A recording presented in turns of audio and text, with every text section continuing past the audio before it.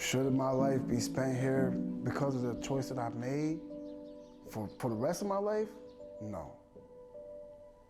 Like I said, I did deserve to be, isolated, as they would say. But the idea of isolation is for me to reflect on myself and to become a different person, which I know I have become.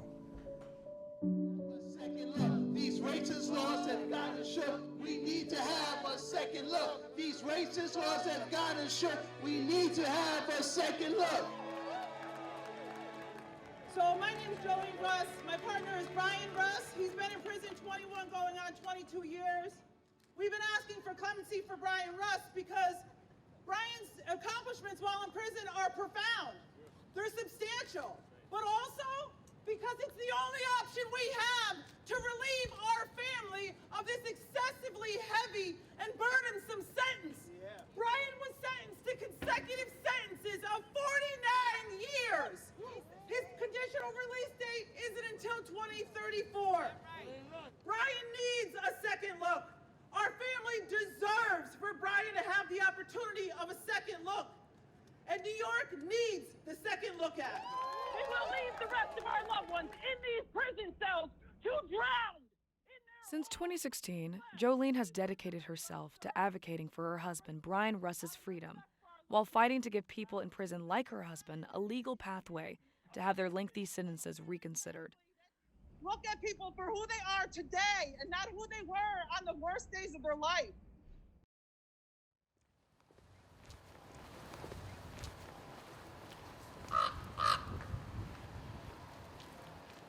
Bryon and I's journey is epic. He was like my crush forever. So he has always been kind of that measuring stick that I measured my love to. Jolene grew up in a rural suburb outside Albany. She remembers racing ATVs with her stepdad while her mom ran a local bar. 200 miles away in Geneva, Bryon grew up teaching his brothers and nephews how to swim in the Finger Lakes while his mom worked for Greyhound buses. Their story together begins in the summer of '97. My romance for him started when I was 15, when I met him. We met like happenstance. We were both at a campground. When we were just sitting there talking, and the more we talked to each other, the more we're realizing that we got all kinds of similarities.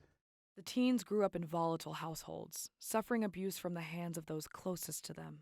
Both were just trying to survive, but felt comfort and vulnerability with one another. After that night, the pair went their separate ways, but managed to stay in touch. How are you, honey? He was so good for that, for like calling right back.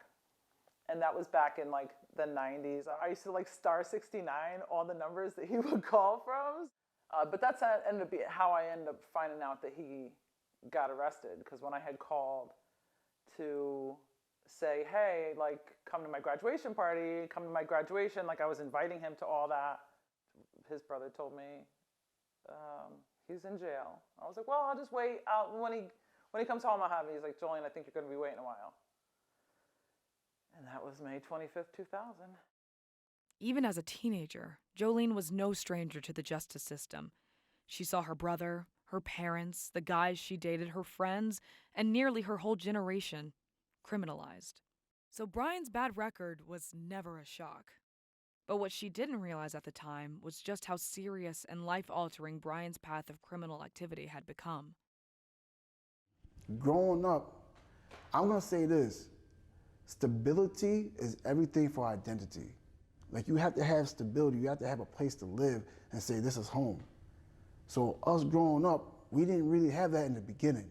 Now, the things I remember about this trailer, it was really infested with roaches, right? And you might sit there and step somewhere, and you might sit there and say, oh my God, this carpet is so plush, and then realize it's not a carpet, it's just a whole bunch of roaches bedded together. And then from there, I remember going to Cherry Street. The oddest thing about it is that we're a poor black family with a white mother trying to live amongst middle-class white people. And they really, really hated us. And the Burnettis, one time I was playing football, catch football on his driveway with his son, and he comes out the house and you get your black ass out of my driveway. But he didn't say black, he said the N-word, you know? Bryon and his siblings saw the back of cop cars before they saw the first grade. And when he wasn't running from the cops, Bryon was running from an abusive father. I got so many scars from him just hitting me with certain things or throwing me somewhere, and he'll do it with so much impunity, like he just didn't care. Even when I told him that I was being sexually molested, he called me a liar.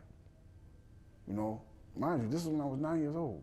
If I can't find safety and security in my own home, I'm not getting in the neighborhood because the neighbors hate us.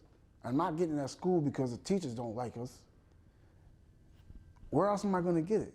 You could tell a kid, hey, you know, stealing is wrong, right? And me, I'm, yeah, you're right. As long as I'm like being fulfilled in a way to where I don't have to steal, then I'm never gonna steal. But if you tell me, hey, stealing is wrong, and I'm like, yeah, but then I go in the kitchen and open the refrigerator, it's empty. I go in the cupboard, it's empty. I'm hungry, I'm starving, right? It's not because I want to be morally wrong or break the law, but I'm hungry. In Bryon's eyes, a childhood of poverty, abuse, and discrimination led him down a path of bad decisions. By 23, Bryon had already been arrested for burglary, trespassing, possession of stolen property, and 3 counts of assault. At 24, Bryon came up with a plan he thought was foolproof. So the idea was to rob drug dealers, put the drugs into the prison system. In my eyes, we're killing 2 birds with 1 stone. Nobody cares about drug dealers, and nobody cares about people in prison. That was the idea. One night in March of 2000, Bryon and a group of friends decided they would rob a drug dealer's house in Newark. He's telling us it's a drug house. He keeps saying it's a drug house, it's a known drug house. While we're sitting outside, I'm trying to think of ways of like thwarting this robbery. I didn't want to do it because of the machete. And the first thing that was red flag for me, and I know it was for my other co-defendants, is that a female answered. You don't really expect a female to answer our door at a drug house.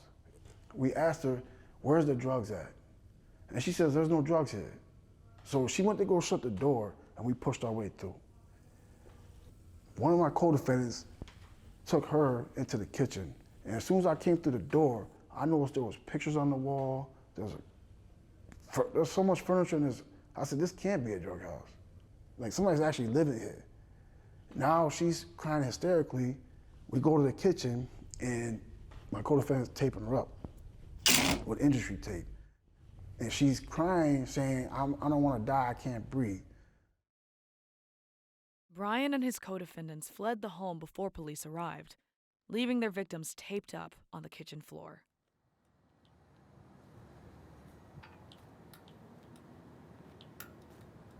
Two months later, Bryon wanted to throw a big Memorial Day party but didn't have the funds. Looking for a quick fix, he decided to rob another drug dealer. But once again, the robbery did not go according to plan.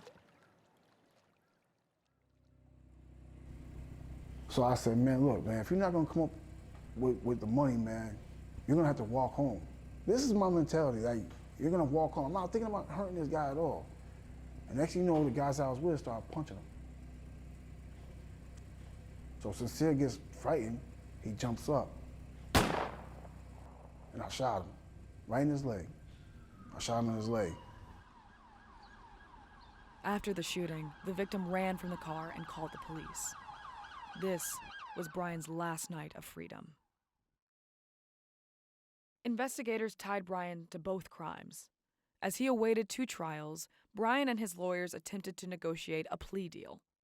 Bryon was offered no plea deal for the shooting and attempted robbery in Ontario County, forcing him to trial. The Wayne County judge offered Bryon a plea deal of 5 years for the home invasion, but part of that deal stipulated that the 5 years would be added on top of whatever sentence he received in Ontario County. I had no idea what was gonna happen. So I told my lawyer, I said, tell the DA I'll take the plea as long as it's concurrent. But my lawyer came back and says that the consecutive offer is non-negotiable. So the DA knew I was already guilty if I'm willing to take the plea. I didn't want to go to trial. I didn't want to get 5 years either, but that 5 years consecutive it threw me off. Instead of taking the plea deal, Bryon decided to go to trial in both cases in the hope that he could convince the judge to reduce his sentences. But his worst fears were realized. Both judges handed Bryon the maximum sentence, 24.5 years, each to be served one after the other, meaning he was sentenced to a total of 49 years. A sentence harsher than some convicted murderers receive. After Bryon went to prison, he and Jolene lost contact. But, in what they can only describe as fate, the two happened to cross paths at Auburn Correctional Facility. And she wound up getting married to somebody that winds up being one of my best friends while in Auburn, right? And she comes on the trailer, and I'm sitting there, we're both looking like, we gotta know each other. I gave this book to her ex-husband. It's a book of parables. I used to read it all the time, and like it was always these connections and things that would make me think about Bryon. So I used to write him, like hard times would come and I would write him, or birthdays or events would come, I would send him cards, and we came together and I sent him a letter, and it was, the rest is history really from there. Like it just all kind of fell together. How Jolene and I wound up getting married is the greatest question ever. Because I still ask every time I look at her, I'm saying, I cannot believe she's sitting in front of me and visiting me.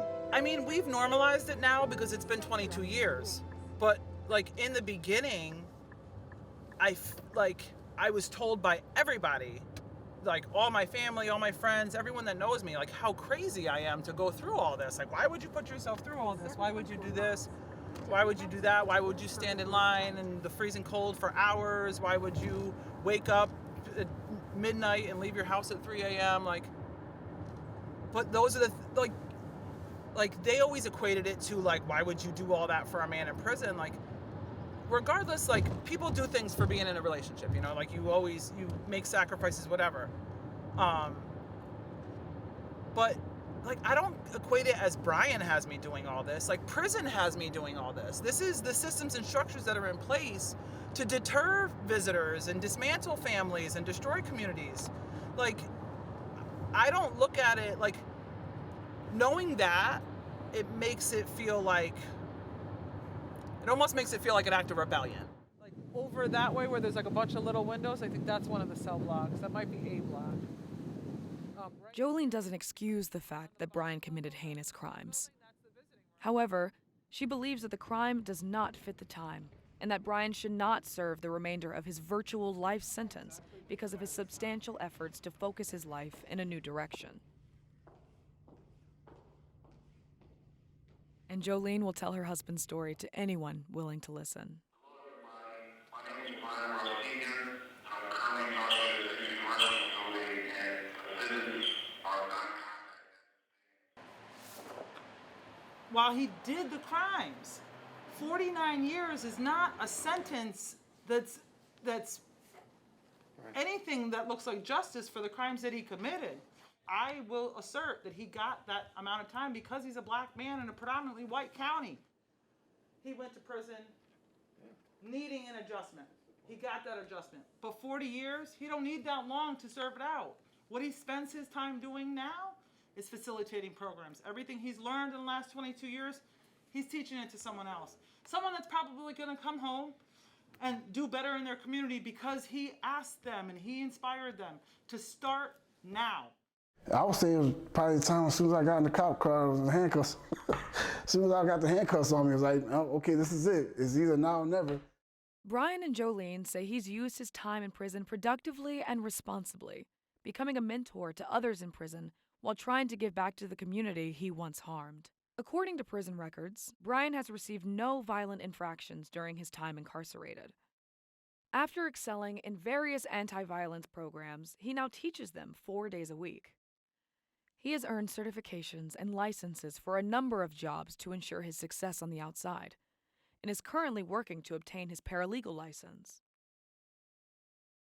Using his own commissary funds, Bryon and Jolene also coordinate an annual backpack giveaway. Bryon buys 30 backpacks and fills them with school supplies for Jolene to distribute to low-income children in Bryon's hometown. I know a lot of people think that coming to prison is just the worst thing ever, but to me, I feel like it helped me realize who I wanted to become. I'm not saying prison reformed me. I had to do it myself. Prison just gave me the momentum to sit back and say, I'm gonna be a different person. I'm not gonna be that same person. And that's what I mean by prison helped me as equal as it hurt me. While Bryon focuses on making positive change inside prison, Jolene spends her time searching for ways to give her husband and other marginalized folk a chance at justice. Hey, honey, here we are. I miss you so much. Those are the steps that go up to the hearing room we were in. We got rushed out of there a little bit because they were ready to start the next one, but I'm excited for the rest of the day. I miss you. I was 12 years old when the '94 crime bill passed. I saw my entire generation criminalized right down to sagging our pants. The group of Puerto Rican friends I grew up with, the way that they were treated so much differently than me. Like, I became an advocate in middle school and high school, like trying to get my friends out of trouble because where I was getting detention, they were getting expelled. So like, I kind of feel like it started back then. It just never made any sense to me. So like very, very young, I was always trying to make sense of the word justice, and it still doesn't make sense to me. And then even when people say that justice has been served, it doesn't feel like anything just or right or fair to me a lot of times. In New York, there is only one mechanism for people in prison to have any review of their sentence: clemency. This, however, is not a viable solution for most families. Only the governor has the power to grant clemency. So she can see there, and she can see the Justice Building. So she's right above us. Maybe she's looking down. Hey, Hoko, how are you, girl? Sign the clemency. And according to New York State's comptroller, release or sentence reduction through clemency has a 0.2% success rate. But this did not stop the Russes from giving it a shot, as many of Bryon's supporters believe he is well deserving. One of these supporters is former public defender Steve Zeidman, who runs the Clemency Project at CUNY Law School's Criminal Defense Clinic. Bryon wrote a really compelling letter requesting help. And what really kind of caught my eye is the majority of people that we work with are serving time for very violent crime. In Bryon's case, when I saw the number, the 40 years that he was serving, originally sentenced to 50, and then in his letter he wrote that he'd been convicted of robberies, the sentence immediately caught my attention as being just completely disproportionate, out of line, and inappropriate. So I wrote back to Bryon. Professor Zeidman decided he would take on Bryon's case pro bono and help the Russ family create a convincing clemency application. You're supposed to do 40 years, but whoa, look at these achievements. Look at the apology letters. Look at the letters of support. Look at all you've developed, facilitated, created, mentored. It's time to reduce your sentence. That's what clemency should be about, but it's just not being used. It just, for the most part, that power gathers dust. So to me, looking at what governors have done, not just in New York, but across the country, Bryon would seem like a perfect candidate. Again, nobody was killed. He's already served a number of years. His so-called institutional record is terrific. He's got a solid reentry plan. It would seem like a pretty easy, low-risk clemency application to be granted. Why it hasn't happened? Again, lack of political will, lack of courage. The governor's saying, what do I gain when I grant clemency? How does that help me politically, as opposed to, is it just the right thing to do? Going to the state prisons in New York, you just see a parade of black and brown men and women. And that's who populates the New York State prisons, overwhelmingly, disproportionately. You know, is that accidental? You just have to be the most naive human being in the world to believe that. Clemency announcements come around Christmas time, but Jolene has yet to receive that one irreplaceable gift: her husband, home for the holidays. For the majority of people in prison, receiving clemency is as realistic as winning the lottery. And after 5 years of applying, the Russ family has never even received an acknowledgement of their application. So, Jolene and other criminal justice reform advocates decided to pave a new path to freedom, fighting to change sentencing laws and demanding that lawmakers refocus the justice system around mercy and rehabilitation. She joined the grassroots organization, Communities Not Cages.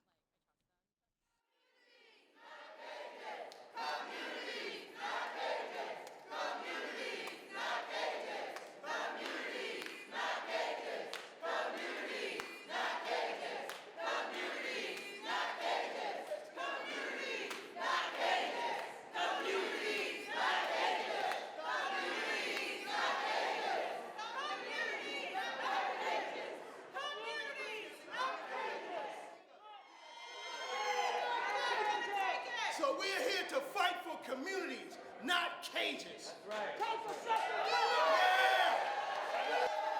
families that have been impacted by mass incarceration, and to overhaul New York's racist and draconian sentencing laws. From the 1970s Rockefeller drug laws to the 1990s so-called tough-on-crime laws, New York built a sentencing regime that funneled hundreds and thousands of people into cages. And as intended, these laws exacerbated the mass criminalization and mass incarceration of black and brown New Yorkers. And again, I say, that ain't right. So I want you to repeat after me, 30,000. 30,000. That is the amount of individuals incarcerated in the state of New York. Come on. Somebody say 75%. 75%. That is the amount of people that are incarcerated that look like me and that look like you. Somebody say 70,000. 70,000. That is how much this state spends per person per year to cage. Damn shame. These are the solutions. This bill package is the solutions to all these racist systems and structures that have been built against us. Fall of 2021, Communities Not Cages introduced a package of 3 bills intended to reverse generations of damage caused by New York's harsh sentencing practices. One being the Second Look Act. The second look resentencing will give people like Bryon the opportunity to be heard and seen.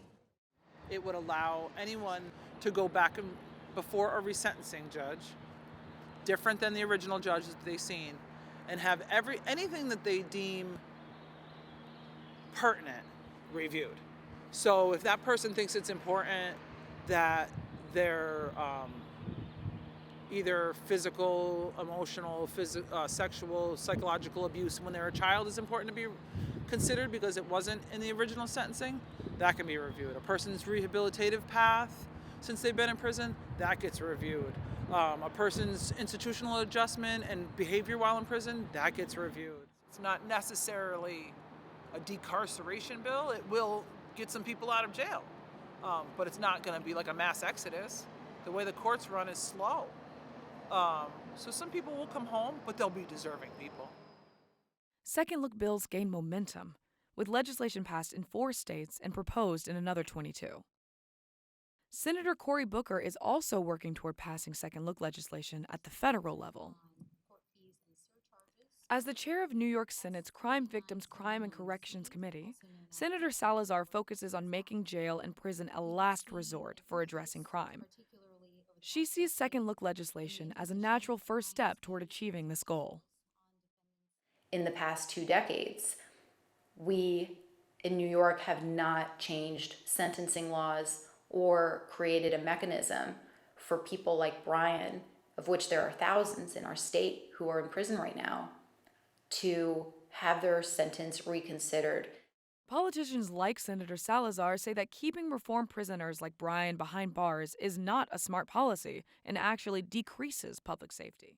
It really would be beneficial to not only incarcerated individuals, but to our society and to our state to allow people to have their sentences reconsidered and potentially reduce the prison population through that means so that resources can be better spent in ways that actually benefit public safety and also make our system operate more effectively. In the next 12 years, New York will spend close to $1 million to keep Bryon behind bars, money that Jolene believes could be better spent. My kid can't get special education past the 4th grade because the school doesn't have funding for it. But you're building his jail cell off his IEP. Make it make sense. So defund the police while everyone's ganging up on it and saying, oh, it's not the right idea, we can't speak on it, we can't use that don't use it as your slogan. But put the money in something that's going to produce different outcomes and not in policing your people.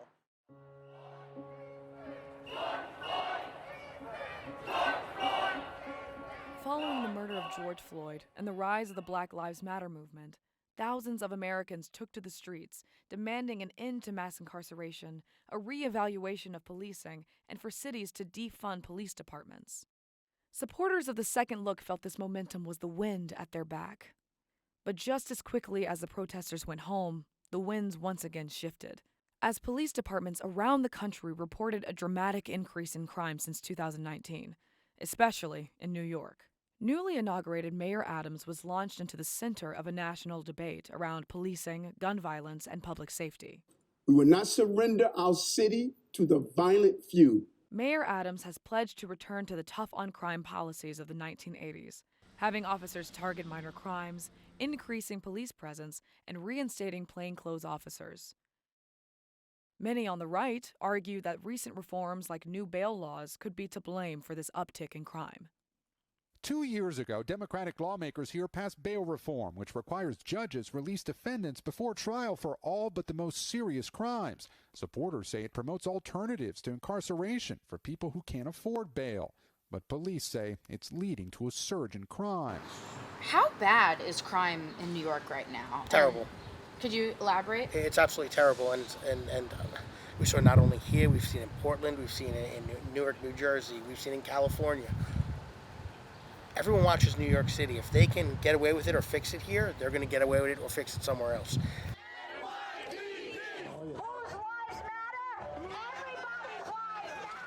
You know, we need more of this. We need more of the voices. You can't be the silent majority anymore. Joe is an NYPD sergeant and founder of Blue Lives Matter, a non-for-profit organization created to help raise awareness for the needs of law enforcement. He stands behind our justice system, putting the safety of New York citizens above all else. Cops don't go out there and say, Central, tell me what color that victim and that perpetrator are. No, we rush to a scene to help whoever's calling. And to sit there and have Cuomo and Hochul sit there and try to make excuses, try to have activists, try to have people like Cory Booker go out there and try to say, well, where are the numbers? The numbers don't show that bail reform is a negative. It's nothing but negative. All these individuals that are being let out of jail are going out there and reoffending. And not once, and even with the bills they're trying to pass, why don't we have a bill for families? Families that lost a loved one, not just police officers, but the victims. Where's their second chance? You know, we have individuals, and yes, you know, I think people should be really evaluated, and over time, maybe they can reinvent themselves, but it's just like a person that drives drunk. If they do it once, they're going to do it again. It's just the way it is. Due to an order of protection by the court, the Russes have not been able to contact any of Bryon's victims.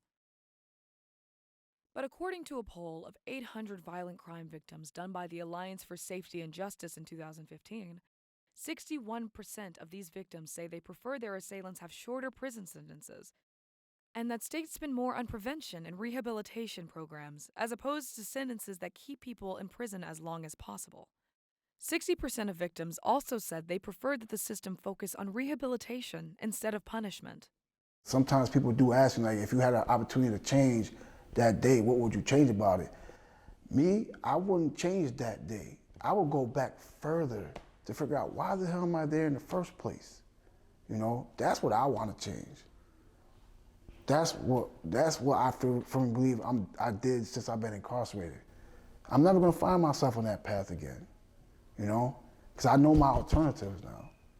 I didn't know my alternatives then, even though the only alternative I needed to do was just leave. No matter the circumstances, Jolene and her family will continue to fight for Bryon's release.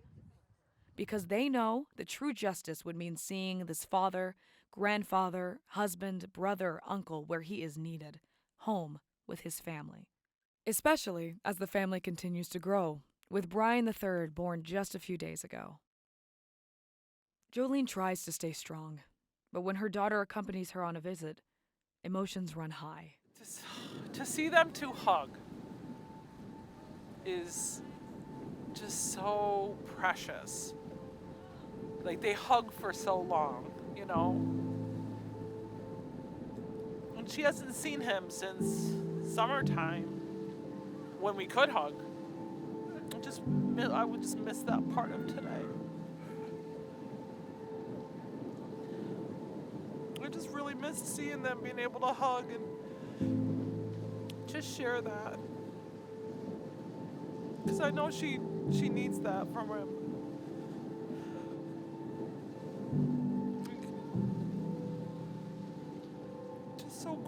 The system is just too cruel sometimes.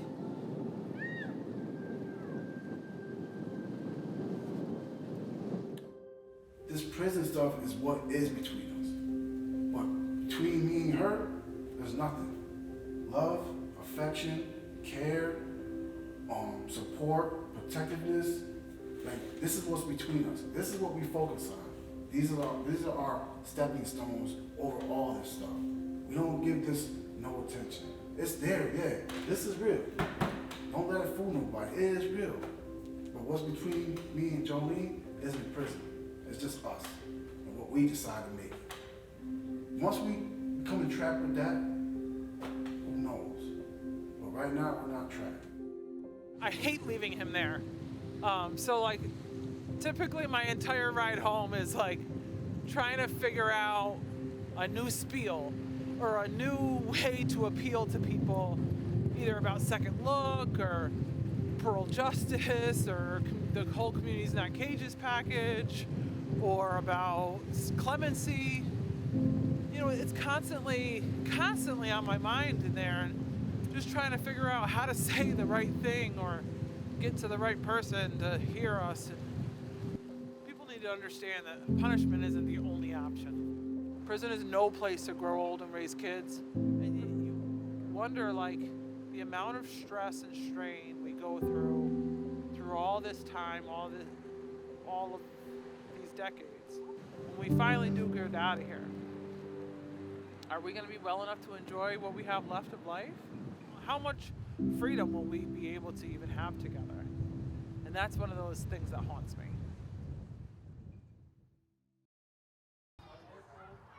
New York needs a second look!